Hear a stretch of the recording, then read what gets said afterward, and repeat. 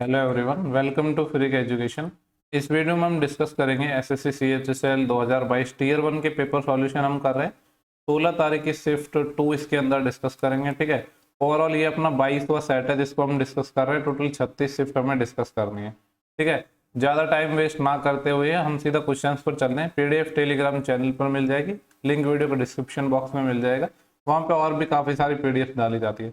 पहला क्वेश्चन है, पूछ रहा है कि what will be the average of first 8 positive even number divisible by 9। पहले ऐसे 9 अपन को पॉजिटिव इवन नंबर का एवरेज निकालना है जो 9 से डिविजिबल हो। तो देखो, इवन भी चाहिए और 9 से डिविजिबल भी। तो आपको पता है पहला नंबर क्या होगा जो 9 से डिविजिबल भी और इवन, और 9 गुणा 1 तो हो नहीं सकता, 9 गुणा 2 होगा प्लस। अब आगे क्या होगा, देखो 9 जो 9 है, 9 तो अपना ऑड नंबर है, तो ऑड नंबर के साथ ऑड नंबर को मल्टीप्लाई करने पर इवन कभी नहीं आता है। तो 9 के साथ फिर 2 नहीं आएगा, मतलब 2 तो आ गया, 3 नहीं आएगा, 4 आएगा, ऐसे चलता जाएगा अपना। फिर आएगा 9 इंटू 6 डैश डैश डैश, और ऐसे चलता जाएगा। हमसे पूछा है एवरेज, तो देखो पहला नंबर क्या है अपने 9 इंटू 2, दूसरा है 9 इंटू 4, तीसरा है 9 इंटू 6, यानी तीसरा नंबर है वो क्या है, जैसे अगर थर्ड टर्म है तो उसकी जस्ट डबल है। तो जो अपना कितने नंबर की बात हो रही थी पहले 8, तो जो 8वां नंबर आएगा वो कितना आएगा, 9 इंटू 16 ही आएगा। हमसे पूछा इन्होंने एवरेज। अब देखो, जब अपने इवन नंबर होते हैं या ऑड नंबर होते हैं तो एक सेम गैप पर चलते हैं, क्योंकि आपको पता है ऑड नंबर भी सेम गैप पे चलते हैं, इवन नंबर भी है जो कंसेक्यूटिव होते हैं।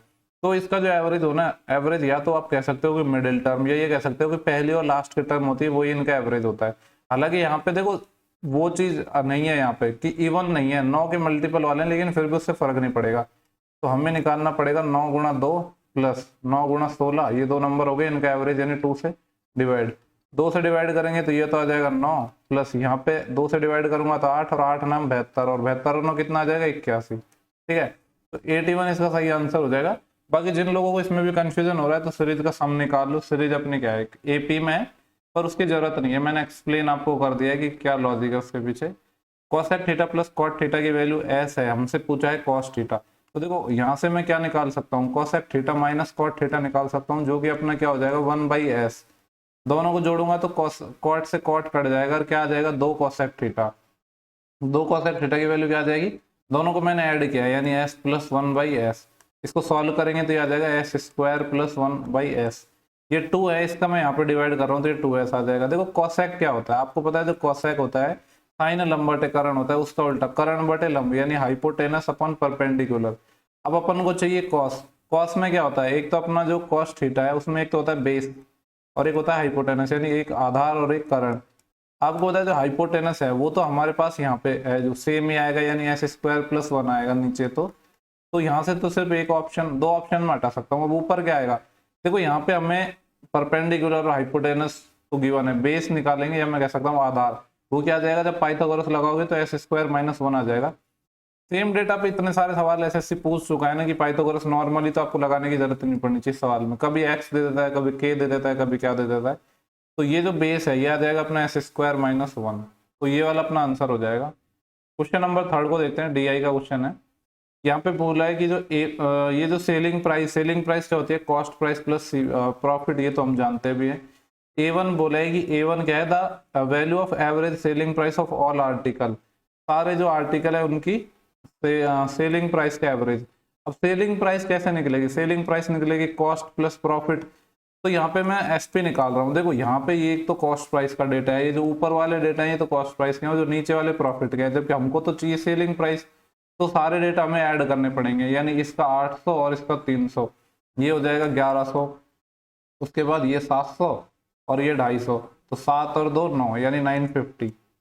इसके बाद अपने 500 और 400 900, फिर कितना हो जाएगा 600 और 500 1100। ठीक है, यहाँ पे लिख देता हूँ 1100। उसके बाद अपना ये 400 है और ये 350, तो ये हो जाएगा 750। उसके बाद क्या है 450 और 900, 9 और 4 13, यानी 1350। सबको ऐड कर लो, हालांकि नॉर्मली भी हम ऐड कर सकते थे। तो ये आ जाएगा 0 5 और 5 10, 10 और 5 15, एक कैरी, 1 और 3 4, 4 एक 5, 5 और 1 6, 6 और 9 15, 15 और 9 24, 24 और 7 31, 3 कैरी, 3 और 1 4, 4 और 1 5, 5 और 1 6, 61 50 तो आ गया अपना सेलिंग प्राइस। लेकिन इसका एवरेज पूछा था। 61 50 डिवाइड बाई कितने हैं टोटली, 1 2 3 4 5 6 है, तो 6 से डिवाइड हो जाएगा अपना ये। तो कितना आ जाएगा 6 एकम 6, फिर एक उतारेंगे भाग नहीं जाएगा तो 0, तो 15 6 दूनी 12, फिर 3 6 पंजे 30। A1 की वैल्यू तो आ गई 1025 और A2 क्या है, the value of average cost price of LMNO। LMNO इनकी कॉस्ट प्राइस का एवरेज है। कॉस्ट प्राइस वाले डेटा कौन से अपने ऊपर वाले, ये वाले। L अपना ये है, M ये है, N अपना ये है और O ये है। कितना हो जाएंगे ये, 8 और 7 15, 15 और 5 20, 20 और 6 26। 26 तो है लेकिन एवरेज चाहिए था, तो टोटल 4 से डिवाइड कर देंगे। 4 6 की 24 बचेंगे, 2 4 5 20, ये 650 आ गया, 650। पूछा क्या है हमसे, पूछ रहा है कि A1 प्लस A2 बता दो, यानी दोनों का हमसे सम पूछा है। तो ये हो जाएगा 1600 और कितना हो जाएगा 50 25 75, 1675 होना चाहिए। कौन सा ऑप्शन है, ऑप्शन अपना थर्ड है। देखो कुछ नहीं है, सिंपली बस आपको कैलकुलेशन करनी है, बाकी ज्यादा कुछ इसमें दिमाग लगाने वाली चीज तो है ही नहीं। नेक्स्ट अपना सवाल है, P माइनस क्यू की वैल्यू है, R माइनस क्यू है, R माइनस पी है। हमसे वैल्यू पूछा है P Q plus Q plus R Q minus 3PQR और डिवाइड हो रहा है P plus Q plus R से। देखो सबसे पहले तो जो पूछा है ना, P cube plus Q cube plus R cube minus 3PR है, ठीक है, 3PQR डिवाइड हो रहा है P plus Q plus R से। तो इसके काफी सारे फॉर्मूले हैं, आप जानते भी होंगे, जो ऊपर टर्म लिखी है इसके, ठीक है। और A plus B plus C या P plus Q plus R तो सब में आता है, लेकिन हम वो फॉर्मूले लगाएंगे जिसमें ये जो डाटा है ना अपना P minus Q, R minus Q, R minus P, ये भी काम आ जाए। ऐसा कौन सा फॉर्मूला है, अपना ये वाला फॉर्मूला हो जाएगा P plus Q plus R divide by 2 into P minus Q इसका whole square plus Q minus R इसका होल स्क्वायर। आपको पता है टोटल 4 फॉर्मूले होते हैं, इसके नहीं पता है तो इंपॉर्टेंट कॉन्सेप्ट के नाम से एक प्लेलिस्ट बनाई हुई है चैनल पर, आप जाके देखना। और नीचे है P plus Q plus R. क्योंकि देखो फॉर्मूले तो हम सारे से वैल्यू निकाल सकते हैं, लेकिन जिसमें ज्यादा मेहनत नहीं करनी पड़े वो लगाएंगे ना, जो डेटा गिवन है उसके अकॉर्डिंग। ये तो कट जाएगा, नीचे आ गया 2। P माइनस क्यू हमें पता है 6, 6 का square 36 plus Q minus R. देखो R माइनस क्यू हो या Q माइनस आर हो, क्योंकि स्क्वायर करेंगे तो पॉजिटिव आ जाएगा, तो ये 5 है, 5 का square 25 plus R minus P 3 है, 3 का स्क्वायर 9, 36 और 9 कितना हो जाएंगे 44, 44 और 25, 44 और 5 49, 59 69, 69 बटे 2 आएगा, ठीक है। कहीं गड़बड़ की है क्या हमने, 6 का स्क्वायर 36, 5 का स्क्वायर 25, 3 का स्क्वायर 9, 25 और 9 34, बिल्कुल गड़बड़ की है, सम करने में गड़बड़ की है हमने। ये आएगा 36 और 9 45, और 45 और 25 होते हैं अपने 70, 70 बटे 2 आएगा, 70 बटे 2 मतलब 35।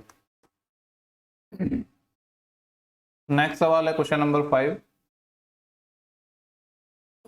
बोला है कि if angle made by a chord on the major arc of circle is 50 degree. एक कॉर्ड द्वारा जो मेजर आर्क पर 50 डिग्री का कोण बनाया जाता है, तो आगे पूछ रहा है then what will be the angle made by the same chord on the minor arc. तो माइनर आर्क पर कितना बनेगा, ठीक है, 130 हो जाएगा। क्योंकि देखो मान लो ये एक सर्कल है, यहाँ पे ये एक कॉर्ड है, ये अगर यहाँ पे इधर अपना ये 50 डिग्री एंगल बना रही है, ठीक है, तो इसको माइनर आर्क पे, ये अगर मेजर आर्क है दूसरी माइनर आर्क होगी, ये साइक्लिक क्वाड्रिलेटरल अपना बन जाता है। ये 50 है तो ये 130 हो जाएगा, तो 130 हो जाएगा अपना ये। नेक्स्ट सवाल है sine theta divide by cot theta plus cosec theta. इसकी वैल्यू हमें गिवन है और हमसे पूछा है कि थीटा की वैल्यू बतानी है। देखो या तो आप सॉल्व कर लो या आप थीटा को वैल्यू सब्स्टिट्यूट कर लो। मैं क्या कर रहा हूँ, थीटा की वैल्यू पुट कर रहा हूँ। वैल्यू भी कौन सी पुट करूंगा, जो ऑप्शन में है। अगर मैंने साइन की वैल्यू 30 ली, देखो 30 ली तो आपको पता है साइन 30 तो 1/2 होता है, कोई प्रॉब्लम नहीं है। लेकिन कॉट 30 में रूट आएगा और रूट से अपना 1 तो नहीं आ सकता, यानी रूट वाली जो भी वैल्यू देते हैं वो तो होंगे ही नहीं। 45 की बात करो, 45 में रूट देता नहीं। अगर साइन 0 की बात करी तो सब कुछ 0 बन जाएगा, ये नहीं होगा। आंख बंद करके इस ऑप्शन को लगा सकते हो। यहाँ पे ऐसा नहीं है कि ये वाला ऑप्शन है इसलिए मैंने ये चीजें लगाई, मैंने आपको पूरा प्रोसेस बताया है। रूट वाली चीज तो हमेशा फंसेंगी। अब साइन 90 आपको पता है, साइन 90 तो 1 होता है, और कॉट 90 क्या होता है 0 होता है, और कोसेक 90 1 होता है, तो 1/1 1 आ जाएगा। तो थीटा 90 पर इक्वेशन सेटिस्फाई कर जाएगी। नेक्स्ट अपना क्वेश्चन 7 है। बोल रहा है कि ए सम ऑफ रुपए 3000 is invested in A scheme of simple interest. 3000 रुपए है जिसको एक साधारण ब्याज की स्कीम में इन्वेस्ट किया जाता है। देन आगे बोला है the rate of interest in this scheme is 10% per annum. जो रेट है 10% पर एनम है। 1200 रुपए इंटरेस्ट प्राप्त हुआ है। तो पूछ रहा है कि how many month in the some is invested, कितने महीने के लिए ये पैसा इन्वेस्ट किया गया है। देखो 3000 रुपए प्रिंसिपल है, 1200 रुपए ब्याज आ रहा है, तो ब्याज यानी SI बराबर क्या होता है PRT अपॉन 100। प्रिंसिपल था 3000, रेट बोला है कि 10% है तो 10% आ जाएगी। PRT टाइम हमें नहीं पता है, डिवाइड बाई 100, इससे ये 10 टाइम चले जाएगा, इससे ये, और इसके ये जो 2 जीरो हैं ये काम, इसके काम काटने के काम आ जाएंगे। तो 3 चौके 12 कितने लग गए, 4 ईयर लग गए। ये आया है ईयर में, लेकिन जो डाटा है वो मंथ में, तो 4 ईयर कितने मंथ के इक्वल हो जाती हैं, 48 महीने, 12 चौके 48। नेक्स्ट सवाल अपना है डीआई का, पूछ रहा है कि डिफरेंस बताना है average population of A and B in all the year, A और बी के जो एवरेज में डिफरेंस बताना है। ठीक है, तो देखो इसके 2 तरीके हैं, या तो आप पहले डिफरेंस ले लो फिर उनका एवरेज निकाल लो। हम क्या कर रहे हैं, नॉर्मली कर रहे हैं, पहले सबको मैं जोड़ रहा हूँ। एक डेटा ए को रिप्रेजेंट कर रहा है, एक बी को, पहले हम ये वाला जोड़ रहे हैं रेड वाला, 8 8 और 6 14, 14 और 4 100 वाले मल्टीपल जोड़ रहा हूँ सिर्फ, 8 और 6 14, 14 और 4 18, 18 और 3 21, 21 और 5 26। ये जो रेड वाला डाटा था ये अपना डॉट वाला है, यानी ये बी का डाटा है। कितना आ गया, 2600 तो आ गया, प्लस एक्स्ट्रा कितना है यहाँ पे 50 और 50 100 और है, यानी ये हो जाएगा अपना 2700। ये तो बी आ गया। ए और निकाल लेते हैं, ए वाला अब जो बाकी डेटा बचा है वो ए का हो जाएगा अपना। ए का कौन सा हो जाएगा, ये 5 5 और 7 12, 12 और 5 17, 17 और 4 21, 21 और 3 24, 2400 तो ये हो गया। एक्स्ट्रा और देखो कितना है, 50 यहाँ पे है, बस 50 ही एक्स्ट्रा है, तो ये हो जाएगा 2450। हमसे पूछा था कि इनके एवरेज में आपको डिफरेंस बताना है, तो पहले मैं डिफरेंस ले रहा हूँ फिर अब एवरेज निकालूंगा। दोनों में डिफरेंस लूंगा तो कितना आ जाएगा, 2700 माइनस 2450, तो ये हो जाएगा 250। और डिवाइड किससे करेंगे, जितनी ये ईयर है, 1 2 3 4 5, 5 से डिवाइड कर दो तो कितना आ गया, 50 आ जाएगा। देखो 50 कौन सा ऑप्शन है, 50 है ऑप्शन अपना थर्ड। नेक्स्ट अपना क्वेश्चन नंबर 9 है, बोला है कि the down stream speed of A boat is 25 kilometre per hour and speed of stream is 3 kilometre per hour. ठीक है, देखो डाउन स्ट्रीम में स्पीड है बोट की वो 25 किलोमीटर पर आवर है, और बोट की जो स्ट्रीम की स्पीड 3 है, तो आपको पता है कि x प्लस वाई हमें कितना गिवन है, 25 गिवन है, जिसमें y है स्ट्रीम की स्पीड 3 है, तो फिर x कितना हो जाएगा अपना 22। बोल रहा है कि कितना समय लगेगा, 100 किलोमीटर जाना है डाउन स्ट्रीम में, यानी 100 जाना है x प्लस वाई से, x प्लस वाई कितना है 25, प्लस 57 जाना है अप स्ट्रीम में, यानी धारा के प्रति प्रवाह में, और ये था अनुप्रवाह में, तो ये हो जाएगा 22 माइनस 3 19, क्योंकि स्पीड होती है x माइनस वाई, 25 चौके 100 और 19 दिए 57, और 4 और 3 7, तो टोटल 7 घंटे लगेंगे। नेक्स्ट अपना क्वेश्चन 10 है, बोल रहा है कि how many number are there from 17 to 457 which are divisible by both 5 and 3। 17 से लेकर 457 तक ऐसे कितने नंबर हैं जो 3 से भी डिविजिबल हो और 5 से भी डिविजिबल हो। अगर नंबर 3 से भी डिविजिबल होगा, 5 से भी डिविजिबल होगा, तो इनके एलसीएम यानी 15 से डिविजिबल होगा, तो हमें निकालना है कि 15 से डिविजिबल कितने नंबर होंगे। पहला नंबर कौन सा आएगा जो 15 से डिविजिबल होगा, 17 है, 15 का जो मल्टीपल होता है 15 दूनी 30, यानी 15 गुणा 2 पहला आएगा, फिर ऐसे ही चलेगा 15 गुणा 3 dash dash dash. Last number कौन सा आएगा, 15 3 45, यानी 15 गुणा 30 450 हो जाएगा, उसके बाद तो आएगा नहीं। तो टोटल नंबर अगर मैं आपसे पूछूं कि टोटल कितने नंबर हो गए, ये मैंने आपको पहले भी बताया, देखो यहाँ पे 2 आ रहा है, यहाँ पे 3 आ रहा है, तो अगर दोनों टर्म को इंक्लूड करना है तो कैसे निकालते हैं, last term 30 minus first term 2 और 1 और ऐड कर देंगे, अगर दोनों को भी शामिल करना हो, शामिल नहीं करना होता है तो -1। 30 माइनस 2 28, 28 प्लस 1 29, 29 आंसर आ जाएगा। नेक्स्ट सवाल है अपना 11, ए की वैल्यू गिवन है, बी की वैल्यू गिवन है, ये अपन को सॉल्व करना है। डायरेक्ट ही रख दो यार इसमें तो वैल्यू, 10 और 3 13, 13 का स्क्वायर 169, 10 का स्क्वायर 100 माइनस 3, 3 का स्क्वायर 9, 100 माइनस 9 91। ठीक है, सिंपल सा क्वेश्चन था ये वाला। देखो क्वेश्चन नंबर 12 है ना, वेरी इंपॉर्टेंट क्वेश्चन। बोल रहा है कि the product of 2 consecutive prime number, 2 लगातार या क्रमागत अपने क्या है प्राइम नंबर है, भाज्य संख्या है, जिनका मल्टीप्लिकेशन अगर 73 87 है, तो पूछ रहा है कि इनका डिफरेंस क्या होगा। देखो ये है 7300, जैसे अगर मैं 80 का स्क्वायर करता हूँ तो 6400 आता है, और लगातार है यानी 80 से बड़े ही होंगे प्राइम, तो ये तो कंफर्म है ना, 80 से बड़े होंगे। अब 80 से तो बड़े होंगे, तो 80 के बाद प्राइम नंबर कौन सा आता है, क्या 81 प्राइम होता है, 81 नहीं होता है क्योंकि 9 से डिविजिबल है, 82 नहीं होता, 83 पहला नंबर आएगा 83। हम बस बना के देख रहे हैं, हमें पता नहीं कि एग्जैक्ट होंगे क्या। 83 लिया, 83 के बाद 84 अपना प्राइम नहीं होता, ना ही 85 होता है, 86 भी नहीं होता, 87 भी नहीं होता, 88 भी नहीं होता, 89 होता है। ठीक है, ये अपने 2 प्राइम नंबर आ गए। अगर मैं यहाँ पे यूनिट डिजिट देखूँ तो 3 नाम 27, यानी अपनी बात बन रही है और लगातार की बात हो रही थी, हमें ये भी पता 80 से बड़ा है। अगर आपको संतुष्टि करनी है कि यही होंगे, तो कुछ नहीं, इनका मल्टीप्लिकेशन कर लेना, यही आएगा। मैं कर नहीं रहा हूँ क्योंकि मुझे पता है यही आएंगे, क्योंकि 80 से बड़े प्राइम नंबर आएंगे और कंसेक्यूटिव की बात हो रही है। यूनिट डिजिट से मैंने थोड़ा सा मैच भी कर लिया। तो हमसे पूछा था इनका डिफरेंस, तो डिफरेंस कितना हो जाएगा, 89 और 83 का जो डिफरेंस है वो 6 हो जाएगा। नेक्स्ट अपना सवाल है क्वेश्चन नंबर 13।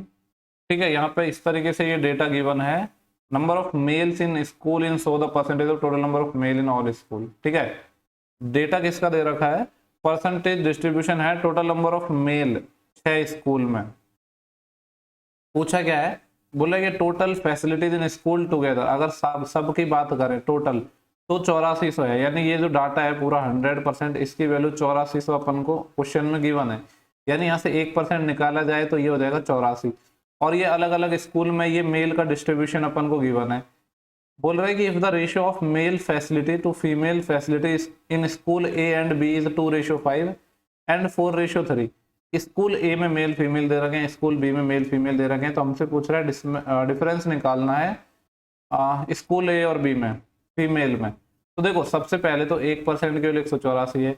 ये जो डाटा है ये सिर्फ मेल को रिप्रेजेंट कर रहा है। यहाँ पे बोला है कि ये number of male in school is shown in the percentage, यानी अगर मैं स्कूल ए की बात करूँ तो स्कूल ए में कितने हो जाएंगे, 84 के 840 तो अपने मेल आ गए, ये सिर्फ मेल है।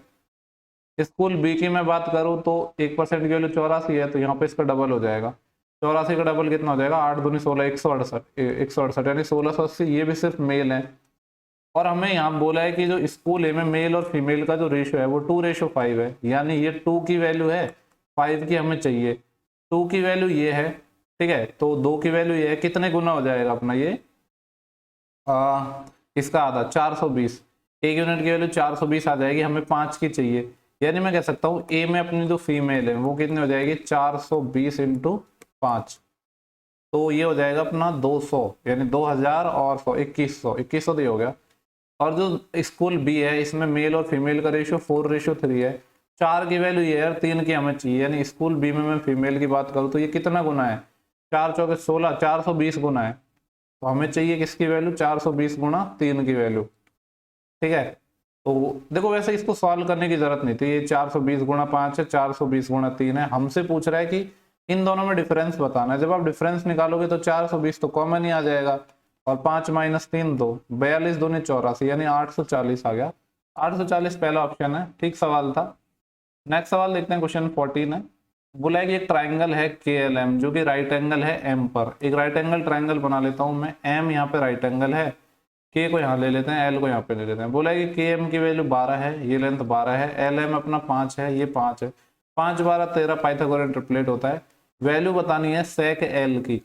देखो सेक क्या होता है, कॉस आधार बटे करण, ये होता है करण बटे आधार, यानी हाइपोटेनस बटे बेस, और जो भी एंगल होता है उसके सामने परपेंडिकुलर होता है। तो हाइपोटेनस तो 13 हो गया, और फिर बेस क्या आ जाएगा अपना 5, यानी 13/5 इसका आंसर हो जाएगा। नेक्स्ट अपना क्वेश्चन नंबर 15 है।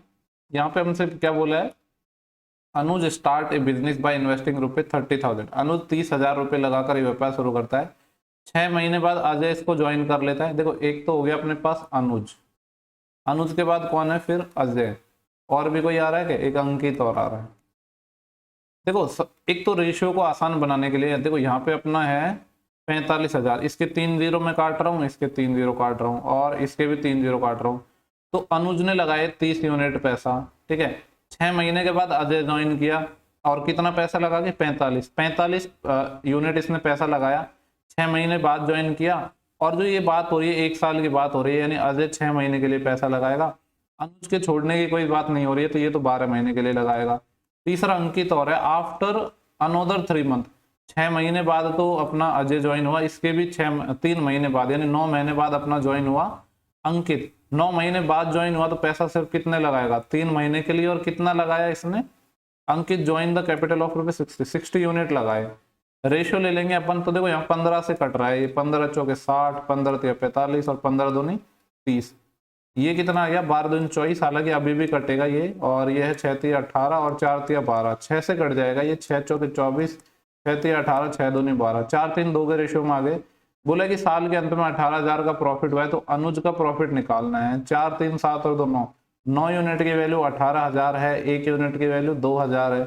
हमसे पूछा है अनुज का प्रॉफिट, अनुज को हुआ है 4 यूनिट का प्रॉफिट, तो 4 यूनिट की वैल्यू आ जाएगी 8,000। ऑप्शन 3 है। ठीक है, नेक्स्ट सवाल देखते हैं। बोल रहे कि 150 लीटर का मिक्सचर है मिल्क और वाटर का, कंटेन 30% मिल्क, जिसमें 30% मिल्क है। एक मिल्क है एक वाटर है, 150 का 30% कितना होता है? 15 या 45। 45 लीटर क्या है इसमें अपना मिल्क है, तो बाकी 105 लीटर वाटर है। पूछ रहा है कि कितना और मिल्क मिलाया जाए जिससे कि जो परसेंटेज 40% हो जाए किसका, हाउ मच मिल्क, वाटर का कितना 40% हो जाए, तो पूछ रहा है कि कितना मिल्क मिलाए। अब देखो इसको हमें 40% करना है, यानी मैं ये कह सकता हूँ 40% अपना वाटर करना चाह रहे हैं हम, 60% अपना मिल्क करना चाह रहे हैं। तो ये जो रेशियो है ये कितना आएगा, 2:3। कितना आ जाएगा, 2:3। हमें यहाँ पे बात हो रही है सिर्फ क्या मिलाने की, अपने पास मिल्क मिलाने की, यानी वाटर को तो छेड़ ही नहीं रहे हैं। यानी 2 यूनिट की वैल्यू 105 है, तो कितना गुना है ये, 52.5 गुना। ठीक है, अभी हो गया अपना 3 गुना मिल्क। 3 गुना मिल्क मतलब कितना हो जाएगा ये, 52.5 का 3 गुना।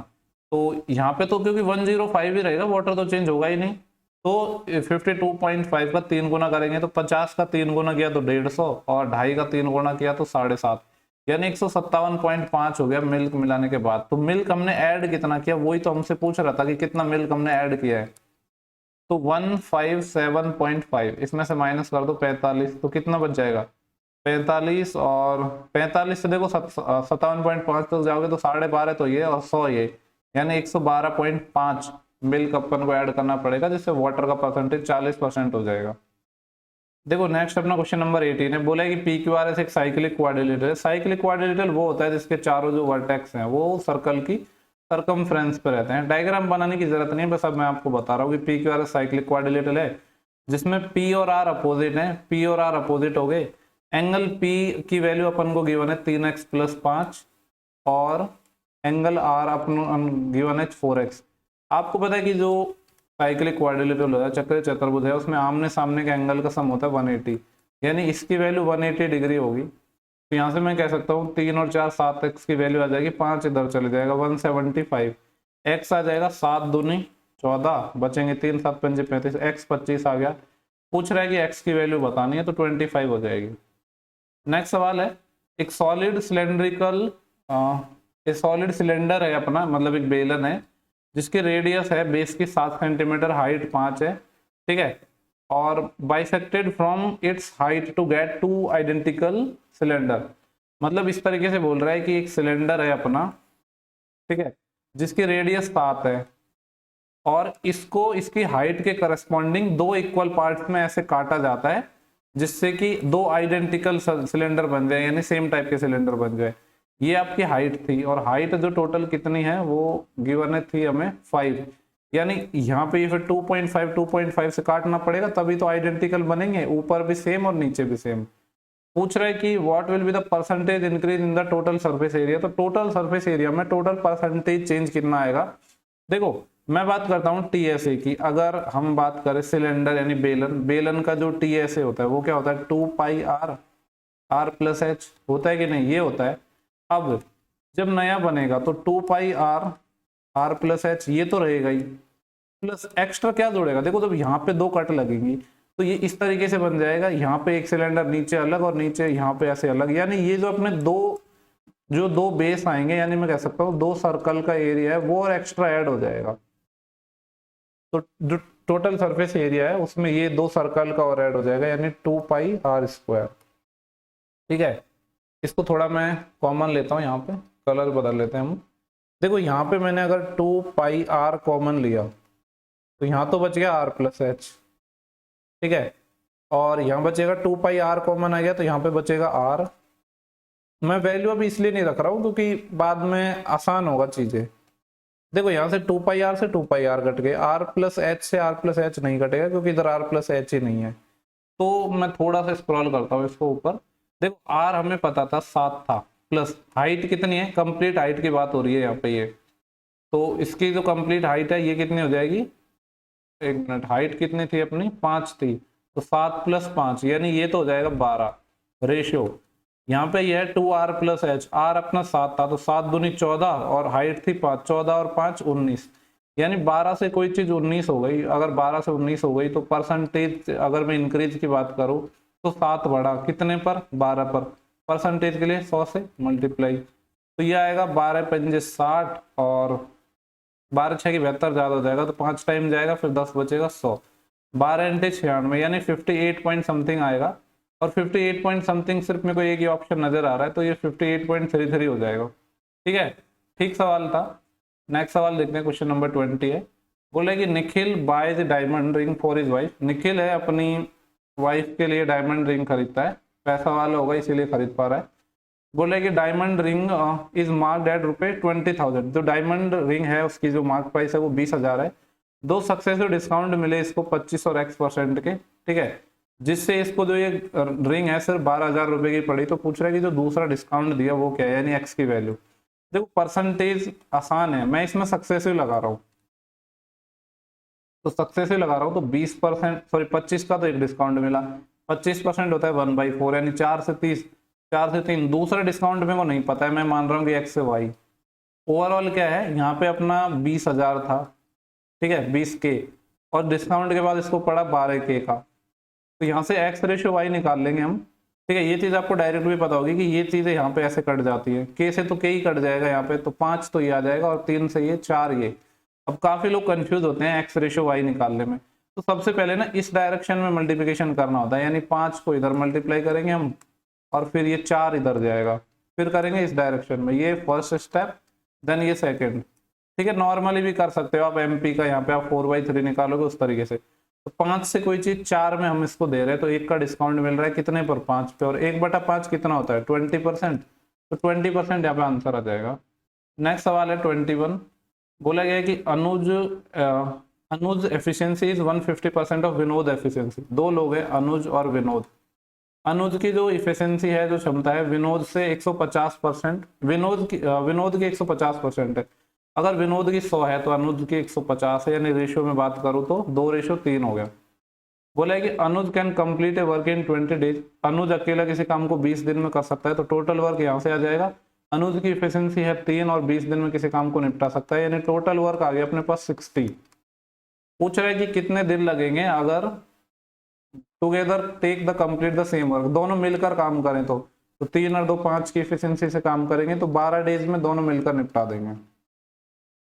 नेक्स्ट सवाल है, इसको सॉल्व करना है। a+b का whole square plus a minus b का होल स्क्वायर। आपको पता है 2ab वाले टर्म कट जाएंगे और क्या आ जाएगा 2 time of a square plus b square. ठीक है, ये तो सिंपल सा क्वेश्चन था। नेक्स्ट सवाल है अपना 23। यहाँ पे क्या बोला गया है, sum of the angle made by a chord XY at the centre and the sum of the circumference of the circle is 270। देखो ऐसे तो डायग्राम बनाने की जरूरत ही नहीं होनी चाहिए, क्योंकि यहाँ पे 90, ठीक है, मतलब बहुत बिना डायग्राम बनाने आप आंसर निकाल सकते हो। कैसे, बोल रहे हैं कि एक कॉर्ड है, जो कॉर्ड का नाम दे रखा है XY, जो सेंटर पर, एक तो सेंटर मान लो यहाँ इसका सेंटर है, तो सेंटर पे जो एंगल बना रही है और सर्कमफ्रेंस पे जो एंगल बना रही है उनका सम 270 दे रखा है। आपको पता है कि अगर यहाँ पे थीटा कोई एंगल बन रहा है सर्कमफ्रेंस पे, तो सेंटर पे 2 थीटा होता है, यानी 2 थीटा और थीटा 3 थीटा की वैल्यू क्वेश्चन में 270 डिग्री गिवन है। तो यहाँ से जो थीटा है ये 90 डिग्री आ जाएगा। थीटा 90 डिग्री देख के ही आपके दिमाग की बत्ती चलनी चाहिए कि कौन सी ऐसी कॉर्ड है जो सर्कमफ्रेंस पे 90 बनाती है, तो केवल एक होता है वो डायमीटर, यानी जो XY है ये अपना क्या हो जाएगा, डायमीटर हो जाएगा, व्यास ही हो जाएगा। सवाल में आगे बोला है कि सर्कल की जो रेडियस है 24 है, तो डायमीटर, और पूछ रहा है कि कॉर्ड की लेंथ बतानी है। अब चूंकि कॉर्ड है वो रेडियस हो गई, मतलब सॉरी डायमीटर है अपना कॉर्ड, तो रेडियस 24 है, तो जो कॉर्ड है उसकी लंबाई 48 आ जाएगी, क्योंकि डायमीटर है। सेम सवाल लगभग हर एक शिफ्ट में आ रहा है, 1-2 शिफ्ट को छोड़ के। पूछ रहे हैं यहाँ पे what is the ratio of total number of worker those who daily wages are less than 450। उन वर्कर्स का रेशियो बताना है जिनकी जो डेली वेजेस है 450 से कम है। देखो ये अपने नंबर ऑफ वर्कर्स हैं और ये डेली वेजेस है, तो 450 से कम, यहाँ पे 450 यार, 450 से भी कम की बात है, लेस देन 450, यानी फिर यही होंगे अपने सिर्फ 30 तो ये हो गए। इस 30 का रेशियो बताना है किससे, the total number of workers whose daily wages are 650, जिनका 650 है। 650 कहाँ पे, ये रहा, यानी ये कितने हैं 35, 5 से जाएगा 7 टाइम, 5 से जाएगा 6 टाइम, 6-7 हो जाएगा। देखो ये इस शिफ्ट का अपना लास्ट सवाल है और इसको आपको खुद से बना के देखना है। मैं इसका सॉल्यूशन भी बता रहा हूँ, चिंता मत करना, सॉल्यूशन बताऊंगा लेकिन आपको खुद से जरूर करना है। यहाँ पे बोला है कि रेशियो है C और D की इनकम का, वो 3:4 है। आपको पता है जो इनकम होती है वो क्या होती है, एक्सपेंडिचर प्लस सेविंग, ठीक है। अब ए की इनकम का रेशियो 3:4 है और इनके जो एक्सपेंडिचर का सम 12,000 है। बोला है कि जो सी की सेविंग है वो सेम है डी के एक्सपेंडिचर के, तो हमें इनके सेविंग का सम बताना है। देखो ये 3 और 4 के अनुपात में है, चूंकि ये रेशियो है तो मैं इसके साथ एक वेरिएबल मान रहा हूँ एक्स इक्वल टू क्या बोला है द 12, यहाँ से पढ़ते हैं सेविंग ऑफ सी। सी की सेविंग मैं ये अपना पहला वाला सी है, दूसरा वाला डी है। सी की सेविंग लेट से कि मैं मान लेता हूँ कि सी की सेविंग वाई है, ये बराबर है किसके, डी के एक्सपेंडिचर के। डी के एक्सपेंडिचर यानी इसके। तो यहाँ से फिर अगर मैं बात करूँ कि जो सी है उसकी एक्सपेंडिचर कितना आएगा, तो 3x में से सेविंग घटा दो, 3x माइनस वाई। यहाँ पे अगर मैं बात करूँ डी की सेविंग, तो 4x में से y घटा दो, 4x माइनस वाई। ठीक है, बस अब सवाल में कुछ रहा नहीं है, सवाल अपना हो गया है। बोला है 12,000 सम है इनके एक्सपेंडिचर का, यानी ये वाला, इन दोनों का सम 12,000 है। इन दोनों को जोड़ूंगा तो y से तो y कैंसिल हो जाएगा, सिर्फ 3x बचेगा। ठीक है, 3x की वैल्यू क्वेश्चन में 12,000 गिवन है, तो यहाँ से मैं कह सकता हूँ जो x है उसकी वैल्यू 4,000 आ गई। सवाल में पूछा क्या है वो देखो, सम पूछा है इनकी सेविंग का, यानी इसका सम हमें फाइंड करना है। इसका सम हमें फाइंड करना है। इन दोनों को जब आप सम करोगे तो y से y यहाँ पे कैंसिल हो जाएगा, यानी 4x की वैल्यू चाहिए। x की वैल्यू 4 है और 4x की वैल्यू चाहिए 4 गुना, मतलब 16,000 इस सवाल का आंसर हो जाएगा। ठीक है, तो सारे 25 क्वेश्चन अपने हो चुके हैं। नेक्स्ट वीडियो में जल्दी मिलेंगे, तब तक के लिए bye bye, take care, thank you for watching, have a good day. Session पसंद आता है तो शेयर करो दोस्तों के साथ। ठीक है।